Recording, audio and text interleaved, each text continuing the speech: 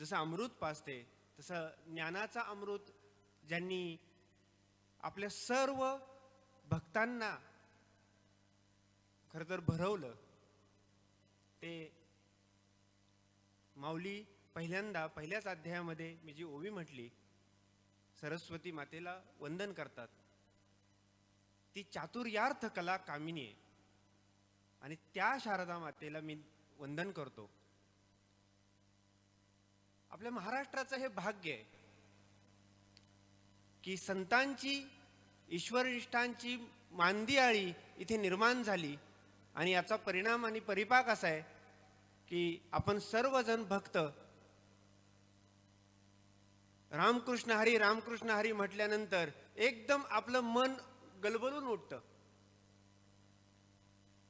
वारकरी ज्यावेळेस आषाढीच्या वेळेस पंढरीच्या दिशेने येतात त्यावेळेस प्रत्येकाचा भाव कधी एकदा त्या पंढरीच्या पांडुरंगाच्या चरणावरती मी पोहोचतोय असा असतो. ती जी ओढ आहे, ती ओढ आणि ती वृत्ती आपल्यामधली ज्यांनी जागवली त्यांना आपण संत म्हणतो. आणि संत हे आपल्याला हे ज्ञानाचं अमृत पाजण्यासाठी आलेले आहेत आणि आपल्याला ज्या गोष्टी खरं तर दुरापास्त होत्या, ज्ञानाच्या बाबतीमध्ये विचार केला तर संस्कृत कळणारे लोक नव्हते. ज्यांना संस्कृतचा अभ्यास होता त्यांना ते इतरांना सांगावं अशी वृत्ती नव्हती.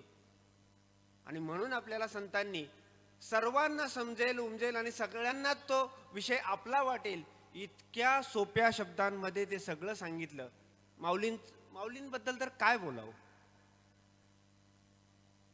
जगातला एकमेव पुरुष असा आहे की ज्यांना माऊली म्हणून संबोधलं जातं आणि ते कशामुळं तर त्या हृदयामुळे. माऊलींचं हृदय ज्या पुरुषाच्या अंतकरणामध्ये विराजमान झालं त्या संतश्रेष्ठ असलेल्या ज्ञानेश्वर महाराजांना आपण माऊली म्हणून संबोधतो. हे त्यांचं मोठेपण आहे. आणि हे मोठेपण कशामुळे आलं की हे सगळं मला ज्ञान जे आहे, मला जे ज्ञान मिळालेलं आहे ते मला माझ्या भक्तांना, माझ्या हरीचे जे दास आहेत त्या सर्वांना मला द्यायचं आहे. अहो, आपण थोडं काय असेल तर आपण कोणाला देत नाही हो. आणि इथं मात्र जे अत्यंत साधनेतून मिळवलं, गुरुची सेवा करून गुरुची कृपा झाल्यानंतर जे मिळालं ते सर्वांकरता खुलं करणं आणि याच्याकरता परंपरेला छेद देण्याचं काम ज्ञानेश्वर महाराजांनी. क्रांतिकारक आहेत माऊली, क्रांतिकारक आहेत. की परंपरा काय आहे? आदिनाथ गुरु सकळ सिद्धांचा मच्छिंद्रदयाचा मुख्य शिष्य मच्छिंद्राने बोध गोरक्षाशी केला, गोरक्ष वळला गहिनी प्रति गहिनी प्रसादे निवृत्ती दातार ज्ञानदेवा सार चोजविले. याचं स्पष्टीकरण तुम्ही सर्व वारकरी संप्रदायाची मंडळी आहेत, याला फार सांगायची गरज नाहीये. पण ही सगळी परंपरा एकाने एकाला शिष्य करायचा, ही परंपरा एक प्रकारे छेदून सर्वांना शिष्यत्व किंवा सर्वांना हे ज्ञानाची कवाडं उघडी करण्याचं काम माऊलींनी केलं. ही ज्ञानेश्वरी निवृत्तीनाथांच्या कृपेने, गुरुवर्यांच्या कृपेने निर्माण झाली, भावार्थ दीपिका. आणि हे सगळं मला नेहमी या ग्रंथाचा ज्यावेळेस मी विचार करतो ना त्यावेळेस मला असं वाटतं की आपण पसायदान, माऊलींनी हा ग्रंथ न लिहिता फक्त पसायदान लिहिलं असतं ना तरी ते आता इतके श्रेष्ठ ठरले असते. जगातला एकमेव संत असा आहे की इतकं मोठं मागणं, जगाच्या कल्याणाचं मागणं माऊलींनी मागितलेलं आहे.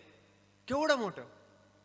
पण त्या पसायदानाची सुरुवात जी होते, आता विश्वात्मके देवे, त्याच्या अगोदरची ओवी जर आपण पाहिली तर लक्षात येईल. किंबहुना तुमचे केले धर्मकीर्तन हे सिद्धी नेले, येत उरले माझे जी पायिकपण. निवृत्तीनाथांना म्हणतायत, गुरूंना म्हणतायत की तुमची कृपा झाली, गुरु कृपा झाली, इमारत फळा आली. तुमची कृपा झाली, माझ्यामध्ये त्या ज्ञान नव्हतंच, त्या ज्ञानाचं जे प्रगटीकरण झालं ना त्याचं कारण आहे की तुम्ही आहात. तुमची कृपा झाली. गुरुची कृपा झाली की ज्ञान आपोआप प्रगट होतं, त्याला काही करावं लागत नाही. पण होत नाही हो, एवढं सोपं नाही ते. आणि गुरुची कृपा होण्यासाठी शिष्यही त्या दर्जाचा असावा लागतो, तरच गुरुची कृपा होते. ज्ञानेश्वर महाराजांच्या वरती निवृत्तीनाथांची कृपा झाली आणि त्या कृपेचा प्रसाद म्हणजे काय तर भावार्थ दीपिका तयार झाली. हे सगळं ज्ञान उघडं केल्यानंतर माऊली म्हणतायत की आता गुरुदेव एकच मागणं आहे, किंबहुना तुमचे केले. हे जे केलं ना ते माझं नव्हतंच, ते त्या परमपिता परमेश्वराचं होतं आणि ते तुमच्या कृपेने झालं. किंबहुना तुमचे केले धर्म कीर्तन हे सिद्धी नेले. आता आपला जो तुम्ही म्हणाल की हे वेगळंच चाललंय का, नाही, आपला हा जो चाललेला आहे ना तो सगळा धर्म कीर्तनाचा सगळा हा सोहळा चाललेला आहे.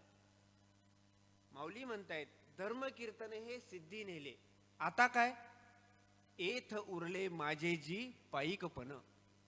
एवढे 18 अध्याय भगवद्गीतेवरचे, जी गीता सर्वसामान्य लोकांना समजणं अवघड होतं, ती भगवद्गीता सर्वसामान्यांना समजेल उमजेल आणि त्यांना ती आपल्या व्यवहारामध्ये वापरता येईल इतकी सोपी, इतक्या सोप्या सोप्या उपमा देऊन सांगितली, इतके दृष्टांत देऊन सांगितली. पण हे जे केलं ते तुमचं होतं.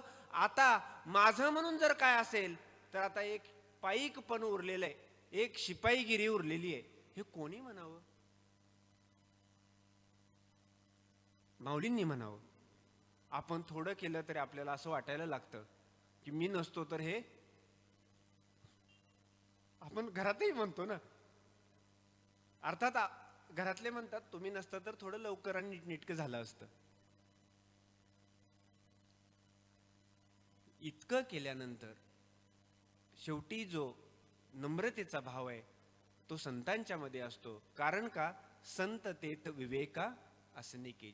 संत जिथे तिथे विवेक हा असणारच. आणि तो विवेक त्यामुळं माऊली मृदू आहेत. तैसे साच आणि मवाळ मितले आणि रसाळ, शब्द जैसे कल्लोळ अमृताचे. ज्ञानेश्वरीतले शब्दच कसे आहेत, साच आणि मवाळ, अगदी निवडून जे गोड लागतील.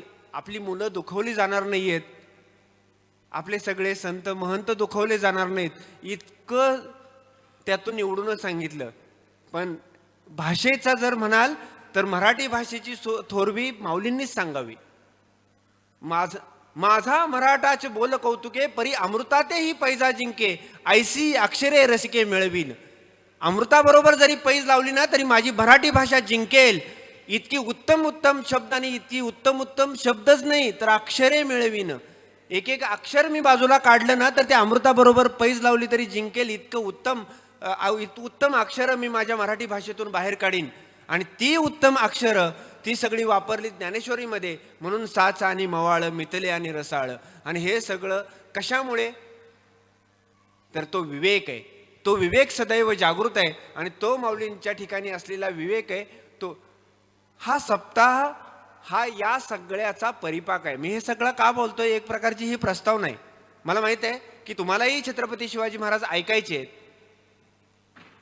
पण हे जे आपलं काही धर्म कारण आहे, हे आपला जो काही धर्म महोत्सव आहे आणि हे जे आपलं धर्म जागरण आहे, हे कशासाठी आहे, तर आपल्यापाशी आहे परंतु आपणच विसरलेलो आहे. त्याची पुन्हा एकदा जागृती करून देण्याचं काम ही आमची सगळी.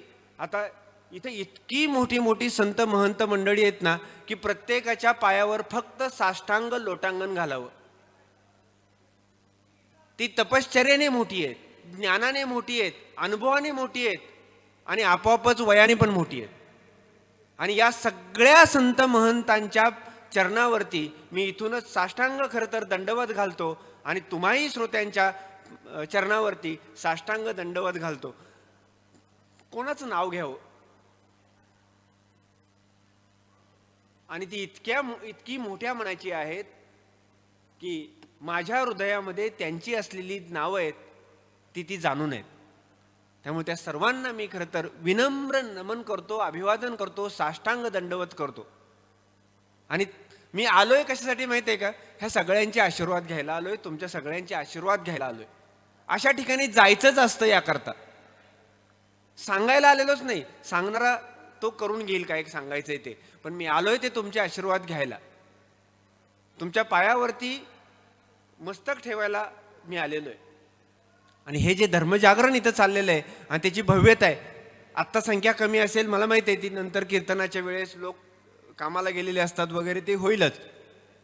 पण याला असलेले जे आशीर्वाद आहेत ते अत्यंत मोठ्या मोठ्या महंतांचे आहेत. आणि यामुळं हा सोहळा इतक्या मोठ्या प्रमाणामध्ये होतोय. आपली महाराष्ट्राची भूमी ही संत महंतांची भूमी आहे. त्यामुळं हा धर्म टिकून राहिला. माऊलींच्याच काळामध्ये महाराष्ट्र पुढे पारतंत्र्यात गेला. माऊलींनी जी समाधी घेतली आणि त्याच्यानंतरच्या काळामध्ये देवगिरीवरती अल्लाउद्दीन खलजीचं आक्रमण झालं आणि त्याचा परिणाम असा झाला की देवगिरी हा अल्लाउद्दीन खलजीच्या तहामध्ये एक प्रकारे तो मांडलिक झाला.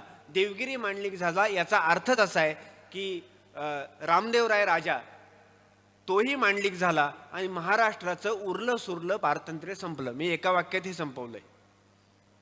कारण ते युद्ध सांगायचं म्हटलं तर त्या युद्धातच आपण अडकू. पण हे सगळं जे काही युद्ध झालं त्याच्यामध्ये सगळ्यात मोठी शक्ती होती ती अल्लाउद्दीन खलजीची नव्हती. अल्लाउद्दीन खलजीने ज्या अफवा पसरवलेल्या होत्या त्याची होती. म्हणजे आजही तुमच्या लक्षात येत असेल की अफवांचं बळ किती आहे. त्याही काळामध्ये होतं. देवगिरी पारतंत्र्यात गेला, महाराष्ट्र पारतंत्र्यात गेला आणि जी अवस्था हिंदुस्थानच्या वाट्याला आली होती ती अजून महाराष्ट्राच्या वाट्याला आली नव्हती. ती यायला लागली. घरदारं जाळली गेली, पिकं उद्ध्वस्त झाली. अर्थातच गावाच्या गावं ओस पडली. कत्तली तर इतक्या झाल्या की एक नोंद सांगतो फक्त इतिहासातली की काही भाग हा निर्मनुष्य झाला. इतके लोक मारले गेले, मुंडक्यांचे मिनार रचले गेले. हे का सांगायचं माहिती आहे का की आपण इतक्या स्वातंत्र्यामध्ये वावरतो आणि त्यामुळे आपण इतकं बेफिकीर होऊन जातो की पारतंत्र्याची आपल्याला झळच बसलेली नसते एकतर, आणि आलं तरी काय आपल्यापर्यंत येणार नाही या भूमिकेमध्ये असतो. ती भूमिका जर आपल्याला बदलायची असेल तर आपल्याला इतिहासाचा अभ्यास करायला पाहिजे. इतिहास कशासाठी असतो? इतिहास म्हणजे गोष्ट नाही. जी गोष्ट असते ती चिमणी कावळ्याची असते, ती तुम्ही ऐकताच. पण इतिहास म्हणजे गोष्ट नाही. तर इतिहास म्हणजे काय? इतिहास म्हणजे वर्तमानातली प्रेरणा आहे. वर्तमानामध्ये इतिहासातून प्रेरणा घ्यायची असते आणि मग भविष्याच्या वाटा आपल्याला उजळवायच्या असतात. आणि जर आपण इतिहास विसरलो तर आपलं भविष्यही अंधारामध्ये गेल्याशिवाय राहत नाही. म्हणून इतिहासाचं महत्त्व आणि महात्म्य अत्यंत आहे. छत्रपती शिवाजी महाराजांनी आपला इतिहास पाहिला. छत्रपती शिवाजी महाराजांनी प्रभू रामचंद्रांचं चरित्र ऐकलं, प्रभू रामचंद्रांचं चरित्र गायलं.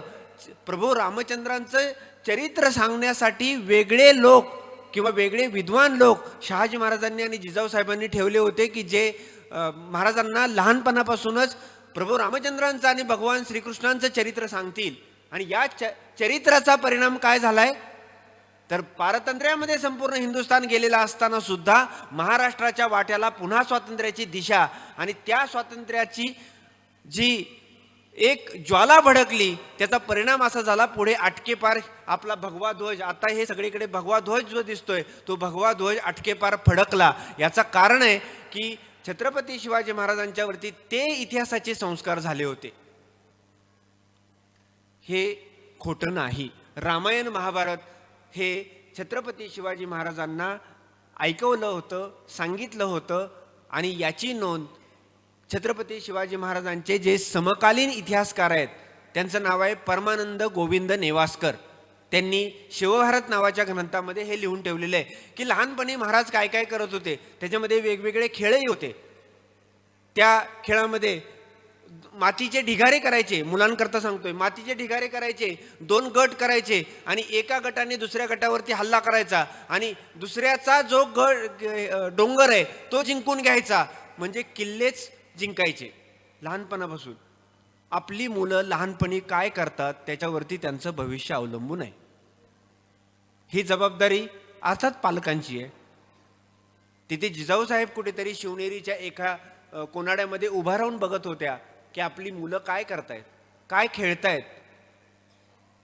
तर मुलं मातीचे ढीग करतायत, झेंडा घेऊन पळतायत, एकमेकांवरती आक्रमण करतायत, खोटी खोटीच मरतायत, शत्रूला मारतायत, किल्ला जिंकतायत, त्याच्यावरती भगवा ध्वज फडकवतायत. उद्याच्या स्वराज्याची स्वप्न हे तिथे दिसत होती आणि ते जिजाऊसाहेब पाहत होत्या. याचा परिणाम पुढे झाला की वयाच्या 16व्या वर्षी ज्ञानोबारायांनी ज्ञानेश्वरी लिहिली आणि छत्रपती शिवाजी महाराजांनी स्वराज्याला प्रारंभ केला. वयाच्या 16व्या वर्षी आपली मुलं धोक्यात जातात आणि इथं मात्र त्याच वयामध्ये नेमका जिजाऊ साहेबांनी आणि छत्रपती शिवाजी महाराजांनी स्वराज्याला प्रारंभ केलेला आहे. तोरणा जिंकला, राजगड नावाचा किल्ला आहे, तोरण्याच्या जवळच आहे, पुण्याच्या जवळ आहे. आणि त्या राजगडावरती बांधकाम सुरू केलं. तोरणा किल्ल्यावरती बांधकाम करताना धन सापडलं आणि राजगडासारखा किल्ला, त्याची तटबंदी वगैरे. 16व्या वर्षी हा मुलगा किल्ला बांधायला घेतोय. तुम्ही विचार करा. महाराजांचं वैशिष्ट्य आहे की इतका उत्तम किल्ला, जगातला एक उत्तम किल्ला त्यांनी बांधला. त्यावेळेस त्यांचं वय 16-17 वर्षाचं आहे. आणि मग मात्र स्वराज्याचा जो हा सगळा घोडदौड सुरू झाली, हा वारू उधळला आणि त्याचे धक्के बसले. पहिले धक्के बसले ते आदिलशहाला. कारण का? आपल्याकडून काय होईल याचा विचार महाराजांनी पहिला केलाय. त्याच्याकरता आपल्याकडे शक्ती कोणती आहे? कारण काय होतं की आपण घरी जर समजा पालीला घाबरत असेल तर वाघाची शिकार करायला जायचं का, हे ठरवायचं ना. आपल्याकडे शक्ती किती आहे, आपल्याकडे लोक किती आहेत, आपल्याकडे शस्त्रास्त्र किती आहेत, याचा विचार महाराजांनी केला. आणि याचा विचार करून पहिल्यांदा आदिलशहावरती झडप घातली आणि आदिलशहाचे जे बेबसाऊ किल्ले आहेत ते ताब्यात घेतले. बेबसाऊ किल्ले म्हणजे काय की ज्याच्यावरती पहारे कमी आहेत, जिथं गेल्यानंतर फार युद्ध होणार नाही, आपली माणसं मरणार नाहीत, आपल्याकडे शस्त्र नसल्यामुळे फार शस्त्रास्त्र चालवावी लागणार नाहीत, गरजच पडणार नाही, असे किल्ले महाराजांनी ताब्यात घेतले. आणि ताब्यात घेतलेल्या किल्ल्यांच्या तक्रारी आदिलशहाच्या विजापूरच्या दरबारामध्ये जायला लागल्या. त्यावेळेस निजामशाही नाही. आता आपण ज्या भागामध्ये बसलेलो आहे त्याच भागामध्ये निजामशाहीचा अस्त झाला. कोणत्या भागामध्ये? आणि त्या किल्ल्याचं नाव सांगितलं तर त्याला संध्याकाळचा प्रसाद लवकर.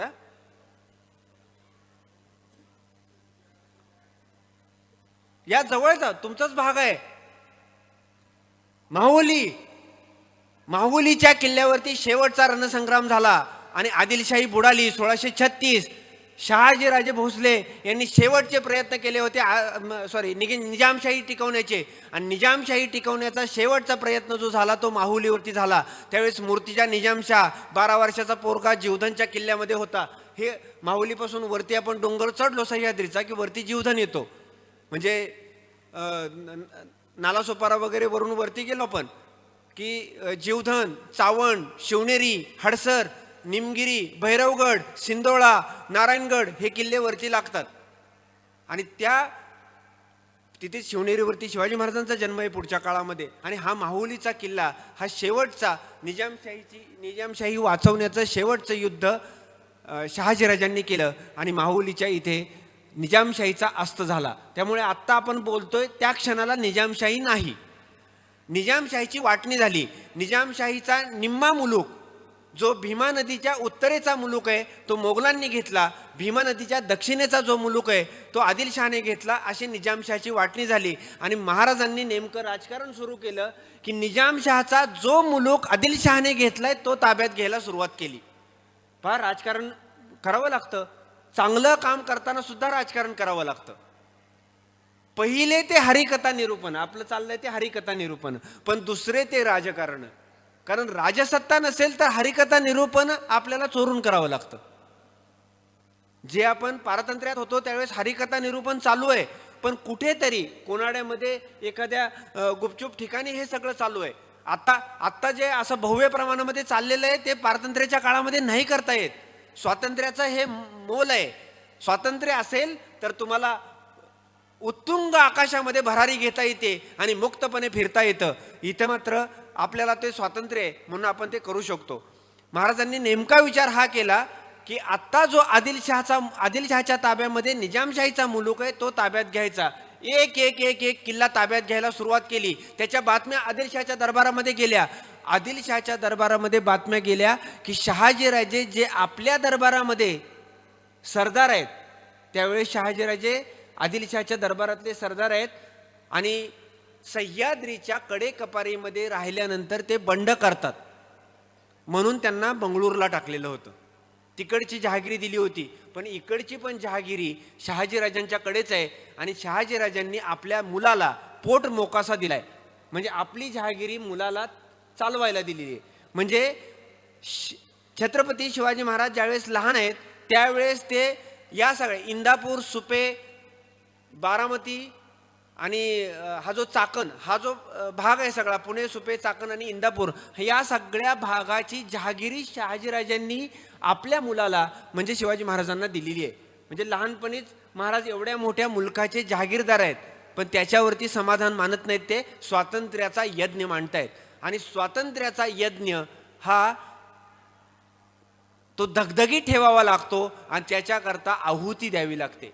महाराज त्याकरता कोणतीही आहुती द्यायला तयार आहेत. महाराजांची सवंगडी त्याकरता तिथे उभा आहेत आणि एक एक एक एक किल्ला जिंकलेला आहे. विजापूरच्या दरबारामध्ये बातम्या जात आहेत की छत्रपती शिवाजी महाराज म्हणजे शहाजीराजांचे चिरंजीव एक एक एक एक किल्ला ताब्यात घेत आहेत, त्यांचा बंदोबस्त केला पाहिजे. आणि पहिली तक्रार केलेली आहे ती शहाजीराजांच्याकडे केलेली आहे की मुलगा असा असा करतोय तुमचा. शहाजीराजांनी पहिल्यांदा ते ऐकून घेतलं आणि आदिलशहाला कळवलं. सोप्या भाषेत सांगतो की मुलगा माझं ऐकत नाही. हे कोण बोललं? शहाजी महाराज बोलले. आपणही असंच बोलतो, पण आपण खरं बोलतो. शहाजी महाराज खोटं बोलत होते. याचं कारण असं होतं की ते आदिलशहाला एक प्रकारे सांगत होते की मुलगा माझं ऐकत नाही, तुम्हाला जे काय करायचंय, तुम्हाला काय करायचंय ना त्याचं ते तुम्ही बघून घ्या. म्हणजे माझा मुलगा आता इतका सामर्थ्य संपन्न आहे की तुम्ही एखादी फौज पाठवली तर त्या फौजेबरोबर युद्ध करणे इतका तो सक्षम आहे. आपल्या मुलावरती वडिलांचा इतका विश्वास पाहिजे. त्याच्याकरता मुलांनी पण तेवढी कर्तबगारी दाखवली पाहिजे. हे दोन्ही आहे.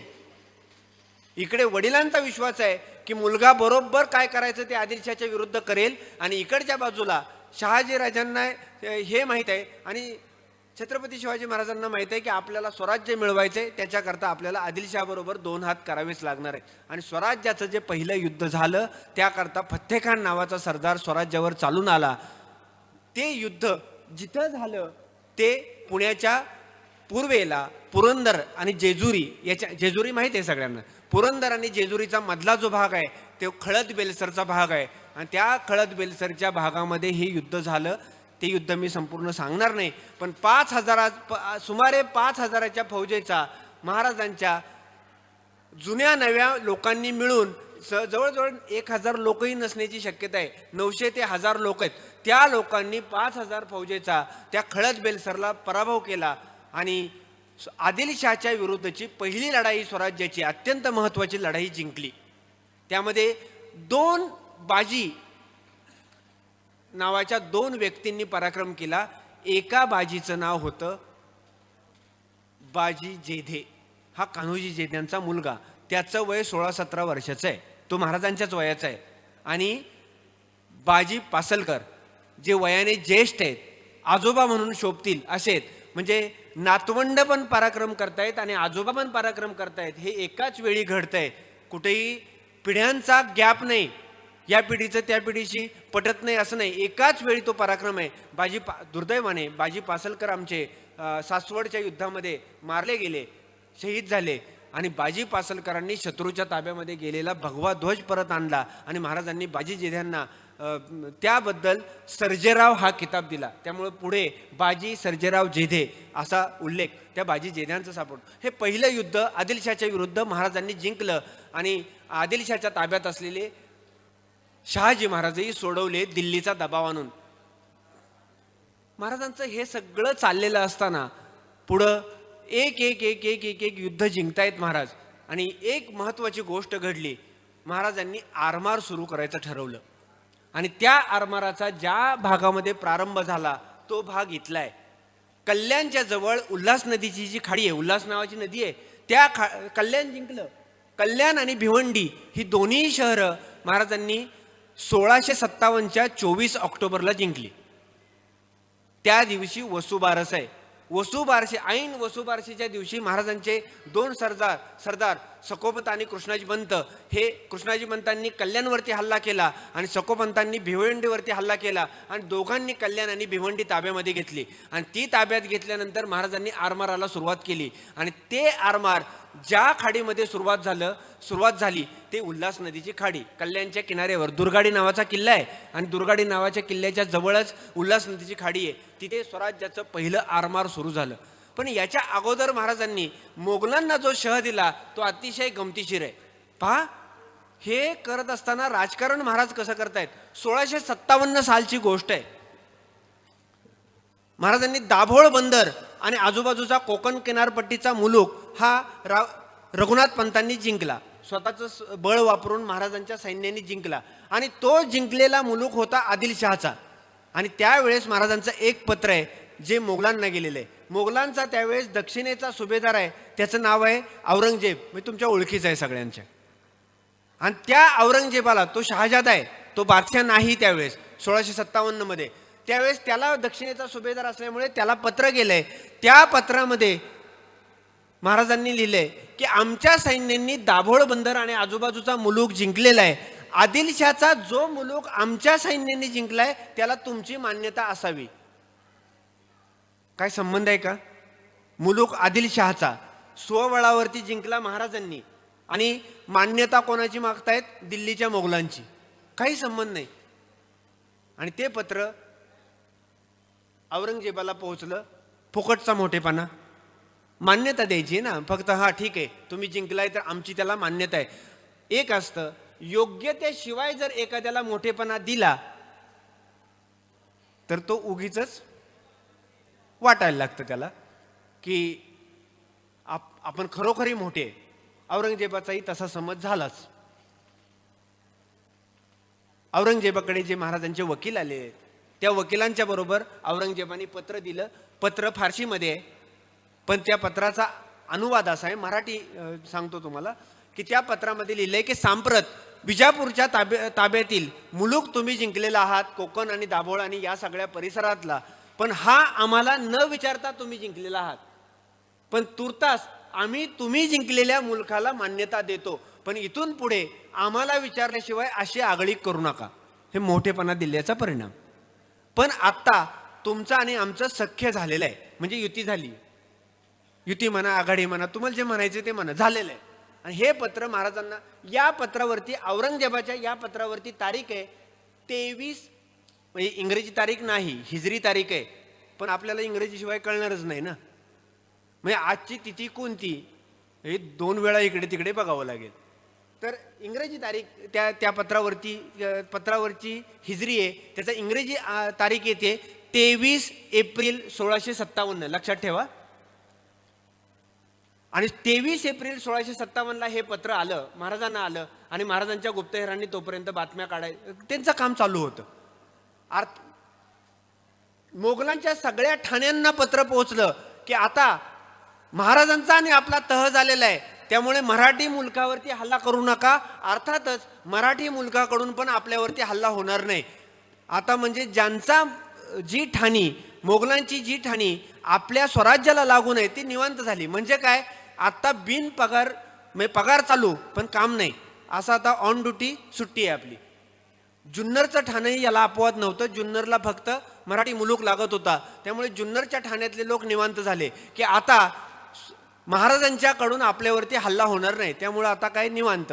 आणि रात्रीच्या वेळी मोगली ठाण्यामध्ये जे काही चालतं, आता हे व्यासपीठ नाही आहे त्याचं, पण जे काही चालतं आणि तुम्ही सुज्ञ आहात, ते सगळा कार्यक्रम त्या जुन्नरच्या त्या गढीमध्ये सुरू झाला. महाराजांना बातम्या कळल्या की सगळी ठाणी आता सुस्त पडलेली आहेत.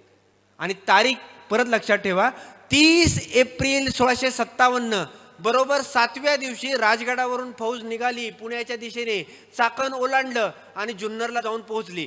जुन्नरची गढी अर्थातच बेसावत होती. महाराजांच्या काही सैन्य आतमध्ये गेलं, गडीचे दरवाजे उघडले आणि एकदम कापाकापीला सुरुवात झाली.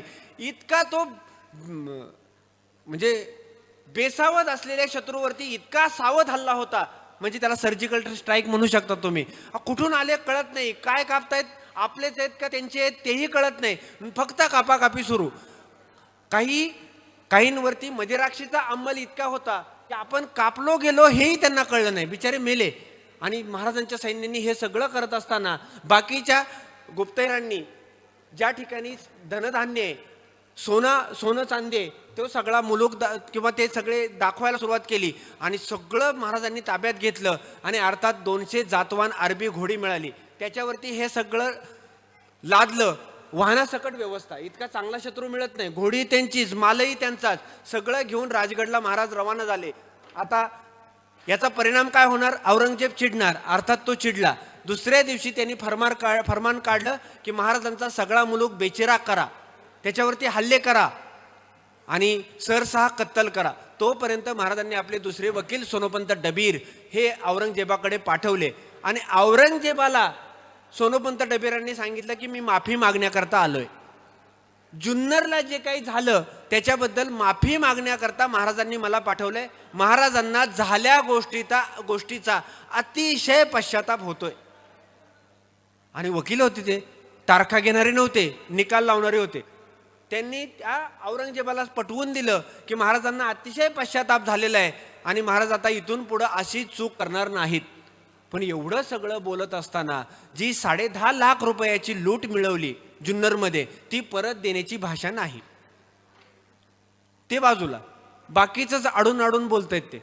आणि औरंगजेबाने पण या तहाला मान्यता दिली आणि औरंगजेब म्हटला की आता परत तह चालू राहील आपला पुढे, पण आता इथून पुढे असं करू नका. तुम्हाला एक प्रश्न नक्की पडतोय का की महाराज तह करतायत, हल्ला करतायत आणि परत तहाची मागणी करतायत, तरी औरंगजेब तयार होतोय? कशामुळे झाला असेल? अंदाज काय? म्हणून म्हटलं, पहिले ते हरिकथा निरूपण, दुसरे ते राजकारण. महाराजांना बरोबर राजकारण कळत होतं की आता 1657 मध्ये, साल सांगितलं होतं मग मी, 1657 मध्ये औरंगजेब दक्षिणेमध्ये आहे, पण उत्तरेचं राजकारण ढवळून निघालेलं आहे. शहाजहान कधी एकदा मरतोय आणि गादीवरती कोणी बसतंय याचं भावाभावांमध्ये जी भाऊबंदकी आहे ती चाललेली आहे. आणि आता औरंगजेबाचं लक्ष दक्षिणेकडे नाही, उत्तरेकडे आहे. गादीवरती बसायचंय, त्यासाठी भावांना मारायचंय आणि या सगळ्या धांदलीमध्ये औरंगजेब आहे. त्यामुळे त्याला दक्षिणेमध्ये वैर घेऊन परवडणार नाही. त्यामुळे महाराजांचं वैर न घेता तो त्या तहाला मान्यता देतोय. म्हणजे काय चाणाक्ष! हे सगळं करायचं असेल का नाही तर आपल्याला श्रीकृष्ण माहीत असावे. श्रीकृष्ण भगवान म्हणून आम्ही लोटांगणच आहे, पण श्रीकृष्णांचं राजकारण आहे हे ज्याला जमलं त्यांनी स्वराज्य निर्माण केलं. महाराजांना श्रीकृष्णाचं सगळं राजकारण बरोबर अवगत केलेलं आहे. त्यामुळं कोणाला एकटं पाडून मारायचं हे कालयवन शिकवतं. किंवा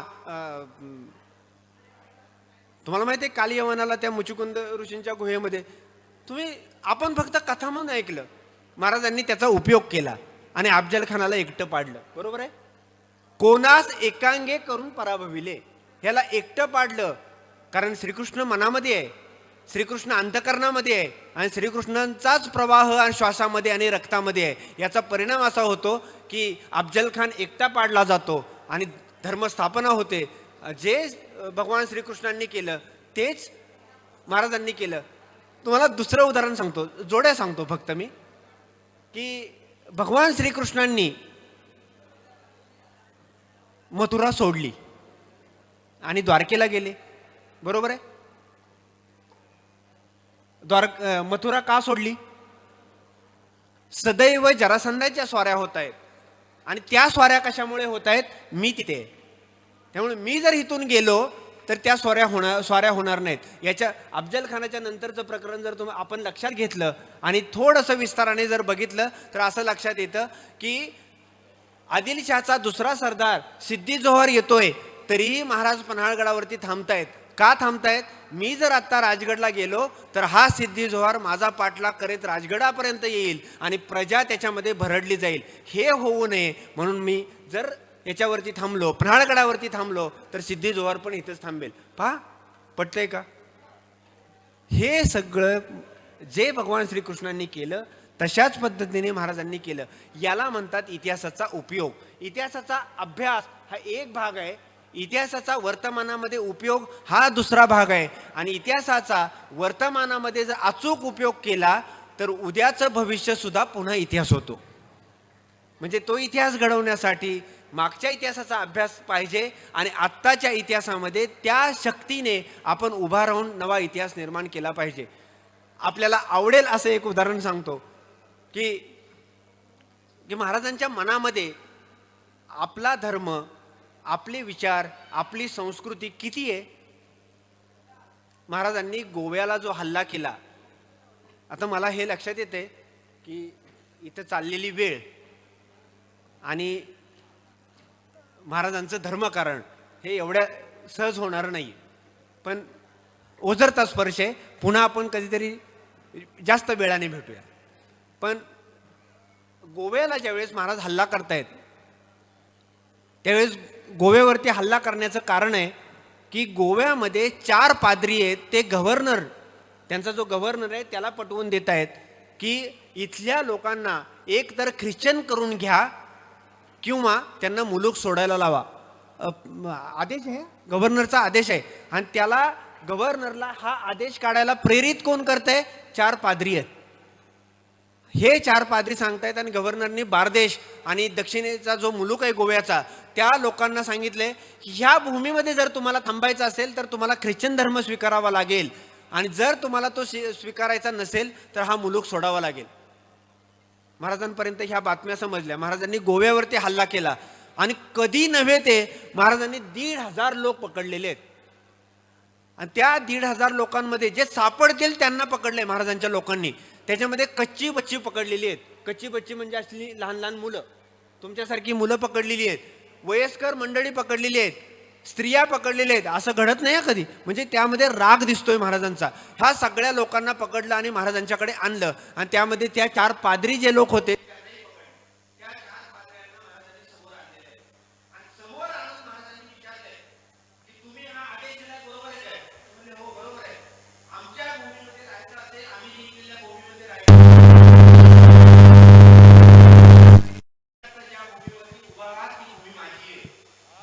हॅलो हॅलो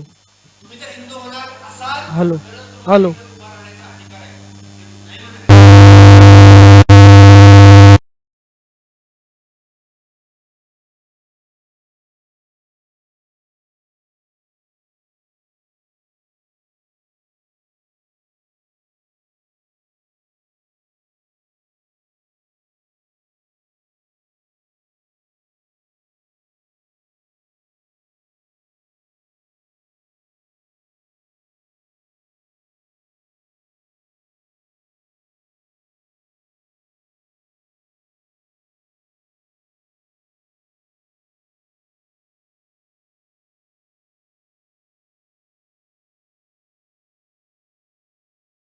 हॅलो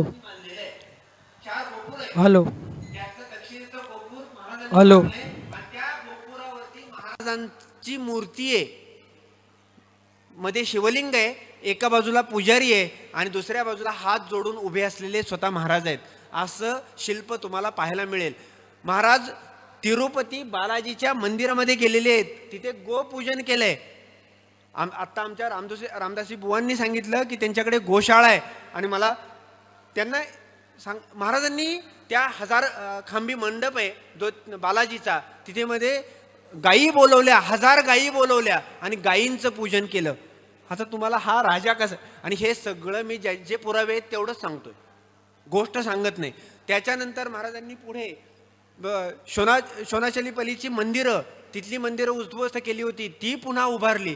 किती किती किती गोष्टी केलेल्या आहेत. कधी कधी आपल्याला असं वाटतं ना की 2 हिंदू लोक महाराजांच्या काळामध्ये एकत्र समोरासमोर भेटल्यानंतर काय म्हणत असतील. आता कोणी नमस्कार म्हणतं, कोण जय श्रीराम म्हणतं, कोण रामकृष्ण हरी म्हणतं, असं वेगवेगळं महाराजांच्या काळामध्ये काय म्हणत असतील. याची एक नोंद आहे. आग्र्याला ज्यावेळेस महाराज गेले होते ना, त्यावेळेस ते मुलुकचंदाच्या सराईमध्ये आदल्या दिवशी राहिले. आणि आदल्या दिवशी त्या रामसिंगला काय येता आलं नाही, तो मिर्झा राजा जयसिंगांचा पोरगा, त्यामुळे त्याने गिरधारी लाल मुन्सी याला पाठवलेलं आहे. आणि ही सगळी हकीकत परकालदास नावाच्या एका वकिलाने लिहून ठेवलेली आहे. त्याच्यामध्ये तो लिहितोय की त्या गिरधारी लाल मुन्सीला पाठवलं महाराजांना मुलुकचंदाच्या सराईमध्ये हे करण्यासाठी. त्यासाठी जो काही सत्कार करायचा असतो त्या सगळ्या सत्काराच्या गोष्टी दिल्याच. पण पुढे एक वाक्य आहे की रामसिंगाने गिरधारीलाल मुन्शीला सांगितलं की महाराजांना राम राम सांग म्हणून. म्हणजे हे लोक ज्यावेळेस समोरासमोर येत आहेत त्यावेळेस एकमेकांना राम राम म्हणतायत. याची समकालीन नोंद सांगतोय. काय सांगायचं खूप आहे, गोष्ट तर ऐकण्यासाठी तुम्ही उत्सुक आहातच, पण महाराजांच्या आयुष्यामध्ये किती ठिकाणी हे धर्मकारण आहे, महाराजांच्या आयुष्यामध्ये किती ठिकाणी आपली संस्कृती डोकावते याची हे प्रत्यय आहेत. खरं तर नेताजी पालकरांना उगीच नाही धर्मांतर करून पुन्हा आपल्या हिंदू धर्मामध्ये घेतलं, असा विचार आपण आता करायला हरकत आहे का, की जे बाटवलेले गेलेले आहेत ना त्यांना पुन्हा हिंदू करून घ्या. हा विचार ज्यावेळेस येईल ना त्यावेळेस आपलं बरंचसं काम हे पूर्ण झालेलं असेल. कारण हे आमचे लोक आहेत. महाराजांनी हे ओळखलं, नेमकं ओळखलं. हा नेताजी पालकर आमचा, मोहम्मद कुली खान झाला तो झाला, पण आतून तो आमचाच आहे, त्याला पुन्हा हिंदू करून घ्या. आणि ह्या जे आतून हिंदू आहेत ना त्याला पुन्हा हिंदू करून घ्या. आपण आतून बाहेरून हिंदू आहोतच, हा विचार महाराजांचा आहे. आणि हा विचार महाराजांनी मांडला त्या काळामध्ये 350 वर्षापूर्वी. किती क्रांतिकारी विचार आहे हा. हे सगळं महाराज करतायत, मंदिरं बांधतायत, वेगवेगळे प्रकारचे ग्रंथ लिहून घेत आहेत. महाराजांनी एक ग्रंथ लिहायला सांगितलाय, एका राजाच्या मनामध्ये इतका अद्वितीय विषय येतो याचं मला आश्चर्य वाटतं. मंडन मिश्र आणि शंकराचार्य यांचा द्वैत आणि अद्वैतावरती जो वादविवाद झाला ना त्याच्यावरती ग्रंथ लिहा, ही सूचना छत्रपती शिवाजी महाराज करतायत. एक राजा किती विद्वान असू शकतो, किती ज्ञानी असू शकतो, आणि त्याच्या मनामध्ये केवढा खोलवर असलेला संस्कृतीचा प्रभाव असू शकतो याचा हा विषय सुचणार नाही एखाद्या राजकर्त्याला. पण महाराज म्हणतायत की मंडन मिश्र आणि शंकराचार्य यांचा द्वैत आणि अद्वैतावरती जो वादविवाद झाला त्याच्यावरती ग्रंथ लिहा. गागाभट्टांना विनंती करतायत, तुम्ही ग्रंथ लिहा ह्याच्यावरती. तुम्ही संन्यासाश्रमामध्ये जरी असला तरी एक राजाची विनंती म्हणून ती मान्य करा. आणि गागाभट्टांनी ते काम हातात घेतलंय. कितीतरी विषयांवरती ग्रंथ लिहून घेतले. महाराजांचं कार्य या दृष्टीने जर पाहिलं तर अत्यंत महत्वाचं आहे. महाराज हे विष्णूचे अवतार आहेत. हे शिवभारतकार असलेल्या परमानंद नेवासकरांना अनेकदा वाटलेलं आहे. तुम्हालाही वाटेल की महाराजांना तलवार चालवता येते, महाराजांना इतर शस्त्रास्त्र चालवता येत आहेत, पण महाराजांना धनुष्य बाण चालवता येतोय. धनुर्विद्येमध्ये महाराज अतिशय पारंगत आहेत हा उल्लेख आहे. इतकंच नाही तर धनुष्यबाण हा उंबरखिंडीच्या, लोणावळ्याच्या खाली जी उंबरखिंड आहे त्या उंबरखिंडीच्या लढाईमध्ये महाराज स्वतः धनुष्य बाण घेऊन उभा आहेत. कमरेला तलवार आहेच, कट्यार आहेच, पण खांद्यावरती धनुष्य बाण आहे. आणि भाता जो आहे तो घोड्याला लावलाय, त्या तुनिरामध्ये बाण आहेत, आणि स्वतः महाराज धनुष्य बाण घेऊन उभा आहेत. महाराज राज्याभिषेकाला ज्यावेळेस पायऱ्या चढतायत ना त्यावेळेस डाव्या हातामध्ये विष्णूची मूर्ती आहे, डाव्या हातामध्ये विष्णूची मूर्ती आहे, हातामध्ये धनुष्य बाण आहे, आणि हे सगळं घेऊन महाराज त्या सिंहासनावरती आरूढ होत आहेत. हे सगळं जर पाहिलं ना तर महाराजांच्या आयुष्यामध्ये असलेला आपल्या संस्कृतीचा प्रभाव आपल्याला नक्की लक्षात येतो. म्हणून महाराज वेगळे आहेत. शिवरायांचे कैसे बोलणे, शिवरायांचे कैसे चालणे, शिवरायांचे सलगी देणे कैसे असे अनेक गडांवरती मंदिरं उभा केली महाराजांनी.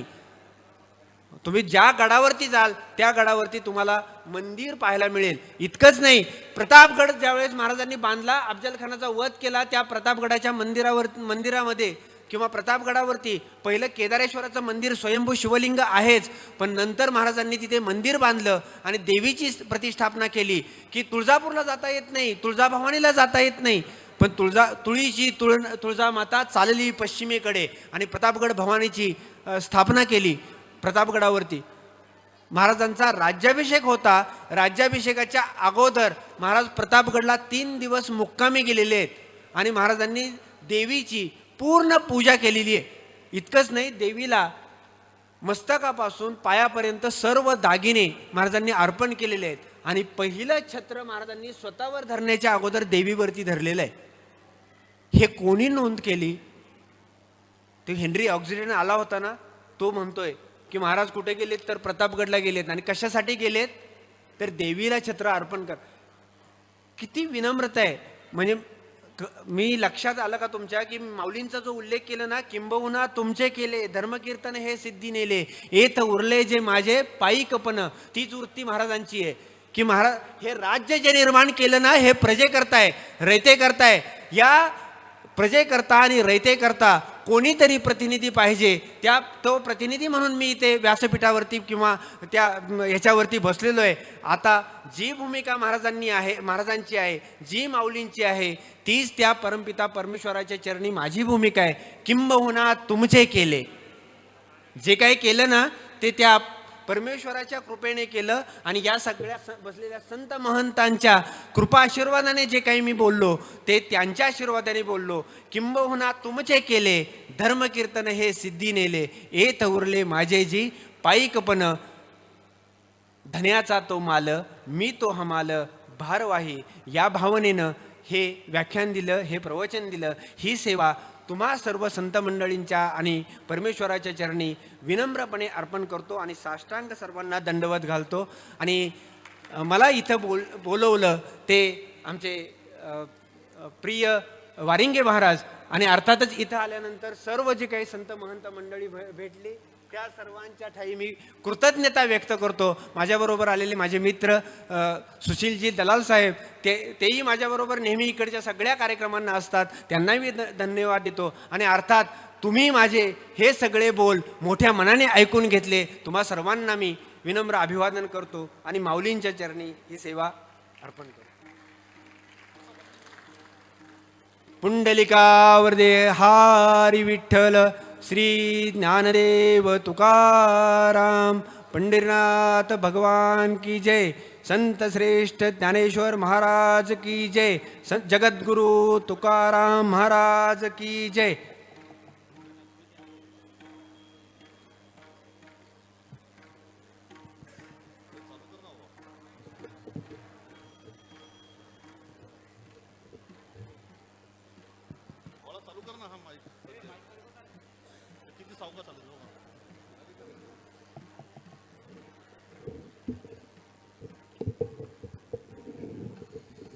या व्यासपीठावर ज्यांचं या ठिकाणी आपण प्रवचनाच्या ऐवजी व्याख्यान श्रवण केलं ते खऱ्या अर्थाने आमच्या आयुष्यातील एक प्रेरणास्थान परमपूज्य बाबासाहेब पुरंदरे यांच्या तालमीत तयार झालेले आणि बाबासाहेबांसारखेच खऱ्या अर्थाने बाबासाहेबांचेच विचार ज्यांच्यामध्ये मुरलेले आहेत असे आमचे गणेश भाऊ धलपे या ठिकाणी आलेले आहेत. आपल्या या धर्मजागरण महोत्सवामध्ये गणेश भाऊनी येऊन खूप छान असं व्याख्यान या ठिकाणी शिवचरित्र आपल्याला सांगितलेलं आहे. आपल्या